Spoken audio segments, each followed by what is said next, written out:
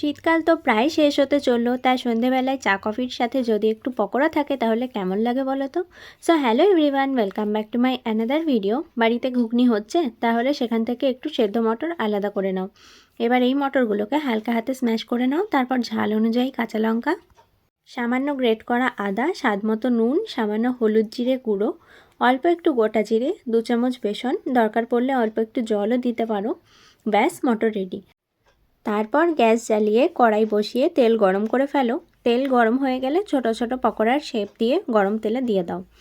এবার উল্টে পাল্টে গোল্ডেন ব্রাউন করে ভেজে তুলে নাও। চাইলে এর মধ্যে পেঁয়াজ রসুন কুচিও অ্যাড করা যায়, কিন্তু ব্ল্যাঙ্কেট থেকে বেরিয়ে যে আমার এইটুকুই দম ছিল, তাই আমি আর অ্যাড করিনি। ঠিকঠাক করে কোনো কাজই যে করতে পারছি না ঠান্ডায়। দেখছো না ভিডিওগুলোও কেমন ছাড়া ছাড়া আসছে। আজ একটু সাহস নিয়েই করলাম।